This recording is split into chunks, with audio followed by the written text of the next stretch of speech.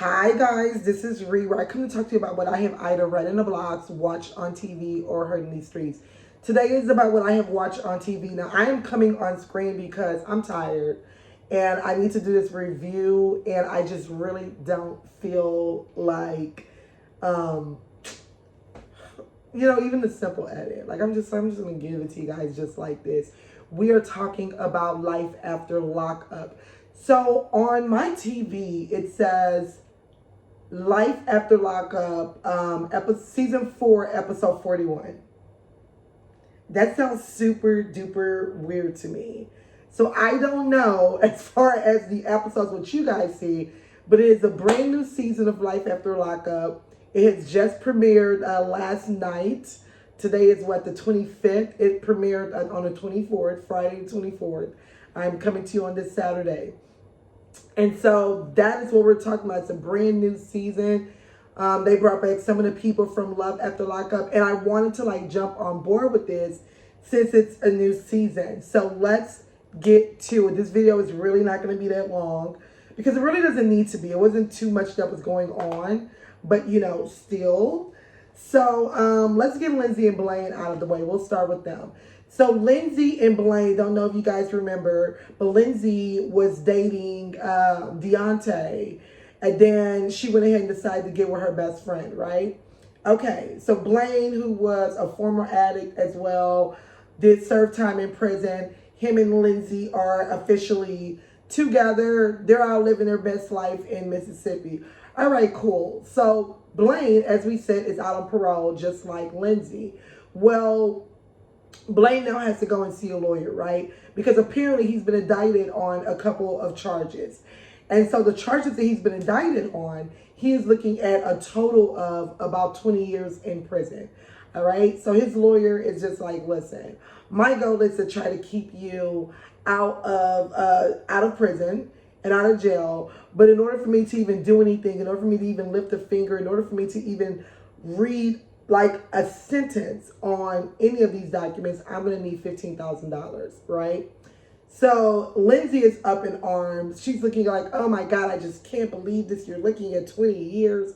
Oh my goodness, 15,000. Meanwhile, Blaine is like sitting there yeah, he did a little bit of a, but he knew getting well, like, okay, this is okay. Like, it'll be done. Which tells me that Blaine, ignore the mess in the background. I've yet to figure out what I'm going to do with this room. Like, I want to turn it into my office, but I haven't figured it out yet. Anyways, which tells me that Blaine may still be out into whatever illegal activities. I don't know. But he clearly isn't worried about coming up with 15 grand. And for someone that has gotten out of prison not that long ago, it kind of makes me go, But we'll play along. Lindsay runs out of there. She's talking about, oh, I mean, I just don't know him. Like, maybe we should have taken our time so I can get to know him. Lindsay, are you forgetting that you told us that this was like your best friend on the season that you guys were on? Are you forgetting that you told us that? So you don't know your best friend now? Girl, whatever. So they're going to figure that out. We move on. Okay, we now go into Justine and Michael. All right, so Justine's son, her 13-year-old son, is getting bullied at school. And Michael steps up and is just like, listen, we're going to go ahead, we're going to get him into self-defense classes. And I encourage all kids to do self-defense classes simply because it's not about just teaching you how to defend yourself. It also teaches you discipline, right? It teaches you restraint as well. And I just think that it's very important, right? It brings a certain level of confidence in the person. But anyways, they take him to self-defense class. And she is literally emotional about the way that Michael is showing up for her kids because she's not used to that. She's used to men coming in and out of their life, which affects a kid, which then affects her as a mother. So she expresses this to Michael. I love the way that she was very transparent with him. I love the way that he received her as she was expressing herself. And I am like really rooting for them. I'm going to be honest with you. I am so rooting for them so far. So far, so good. We'll just see what the future episode brings. But I love that they are really, very transparent with their conversations and things. So we move on. Let's go over to Taylor and Chance. I don't know why they brought them back. but they're here. All right. And if you remember Taylor and Chance, Taylor is the one who has a twin sister, that the twin sister was a drug addict. And when Chance came home from prison, he decided that, you know what, I don't like that your twin sister is inside this home. Let's move her to the garage. But we'll fix it up for her so it looks nice. What? You got to be kidding me. You have to be kidding me. And Taylor is such this pushover, and that she just let it happen. Okay?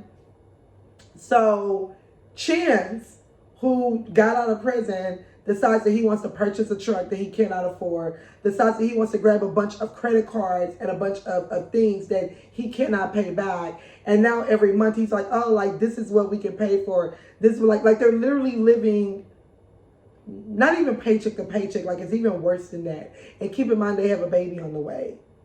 That's how much of a pushover she can't even put her foot down to say, listen, no, we're like, enough with these credit cards and things. You have a baby on the way, and you are letting an ex-con who has had no responsibility in God knows how many years dictate and direct the direction of this family. Like, you have a baby on the way, but girl, we move on. Okay, Sean and Sarah, let's get them out of the way.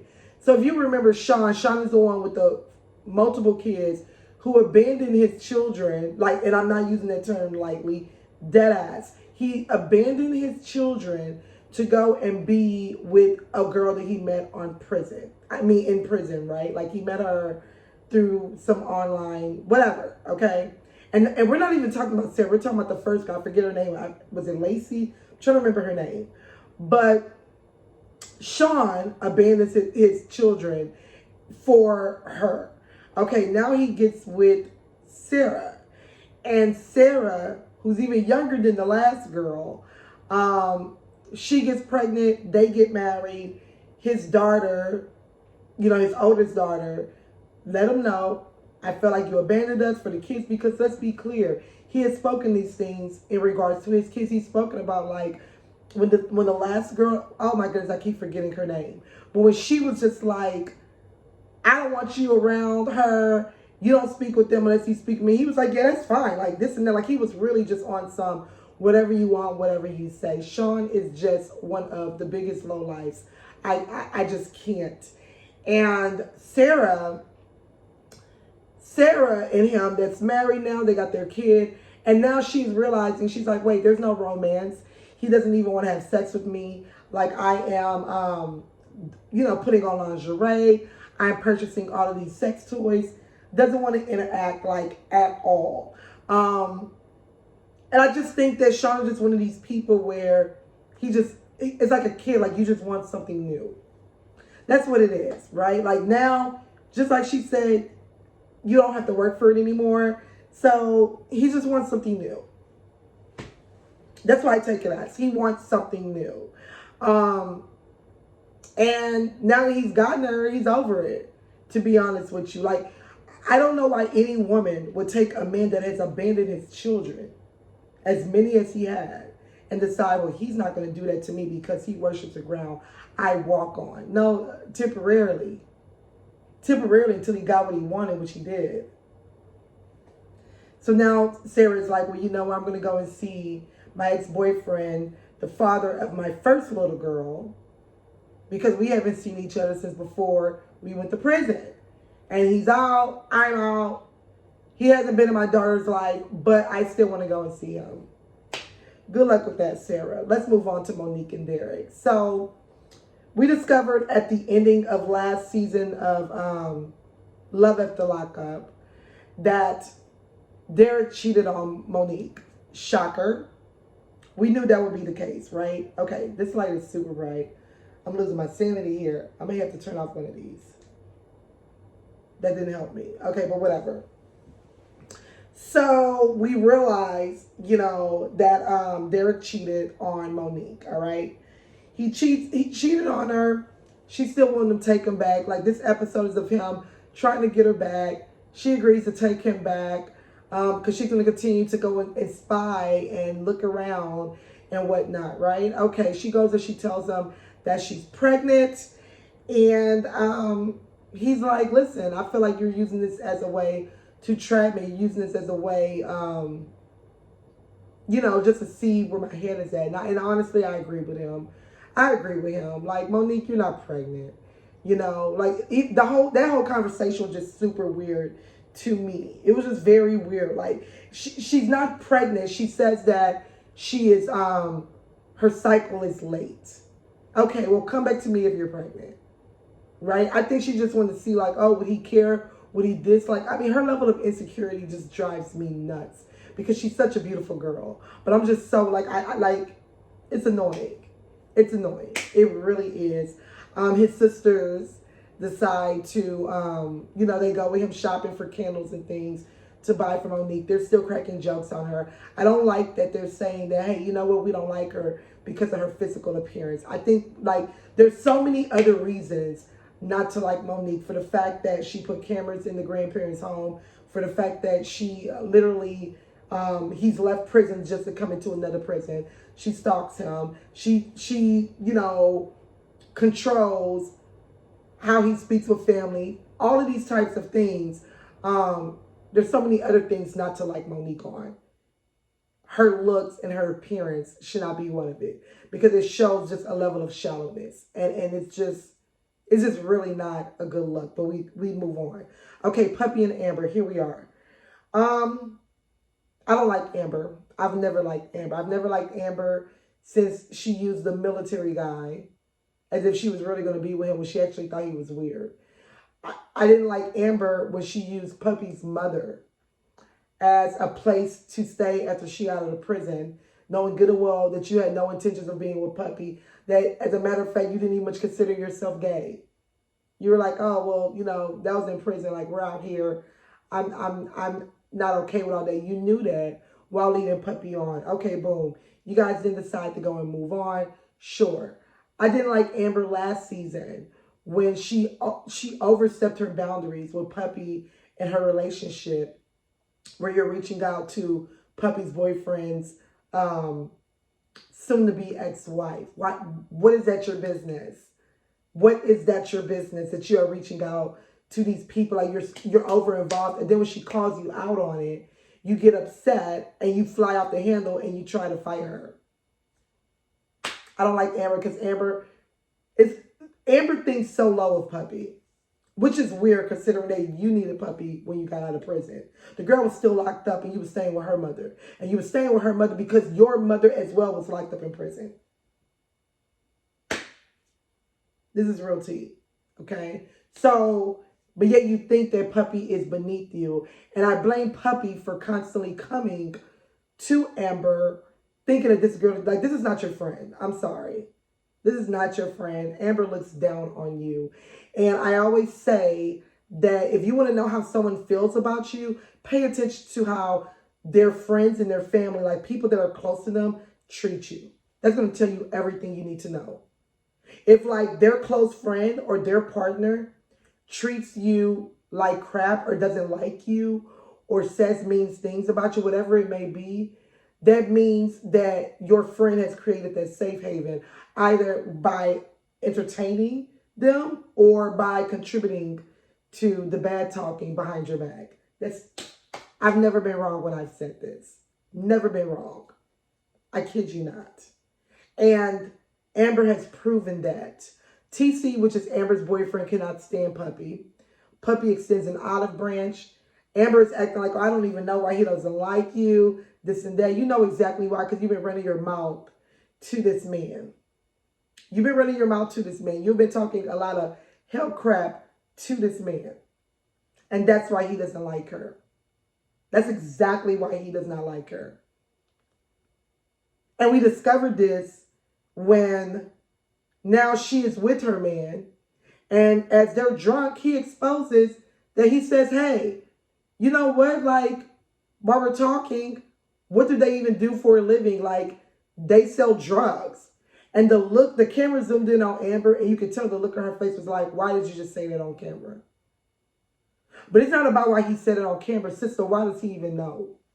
Why does he know whatever illegal activities that your so-called best friend and her man are doing? Like, you a pillow talker. And I've always said, I do not befriend girls that pillow talk, because they run all of your business to that partner. And when them and that partner don't work out, what do you think they doing? Running your business to the next person. I don't befriend girls like that. I remember I dated a guy who told me all of the things from like his ex-wife, like after their divorce. He told me all the things about certain friends of hers that his ex-wife used to pillow talk on. He didn't even know that one of the girls he was speaking on, I knew the girl directly. Knew her directly. That's why I don't, like you got to be careful who you bring your mouth to. And Amber is not Puppy's friend. Then she thinks that her snapping on TC, as now it's their arguing, as if it distracts us from hearing what he said. Or I never told you. I told you that, you know, like in the past, this and that. She couldn't even get her story together because she was lying. And he just looks at her and he goes, no, you told me that. You told me that. Let me tell you the problem with TC. TC, you're trying to make sure that you seal the coffin in their relationship, but you also could have just put yourself in danger. Because one, if they are doing illegal activities, now you didn't put the cops on them, especially with folks being on parole. That's enough for Puppy's boyfriend to want to beat your ass or do something worse or send someone to do something. So while you were focused on, yeah, you know what, I don't like Puppy. Let me go and put it out here because you did it on purpose. Let me put it out here because maybe this will stop their relationship and I don't got to see that girl no more. And I hope it does, because Puppy, you deserve a better friend than Amber. But you did that on purpose. And you just put yourself in danger doing something like that. Amber is an awful person. I do not like her. We'll see how the future episode goes. Something tells me that Puppy's going to find a way to forgive her. Girl, let Amber go. She is not your friend. She's not. Okay. I will speak with you guys later. Make sure you like, comment, and subscribe. I want to hear your thoughts on this. I want to hear your thoughts on this episode. I will be doing more reviews of Life After Lockup. Because I wanted to do it in the past, but I'm never consistent, as you guys can see, but I'm starting to get back consistent. So definitely like, comment, and subscribe. I'll speak with you guys later. Bye.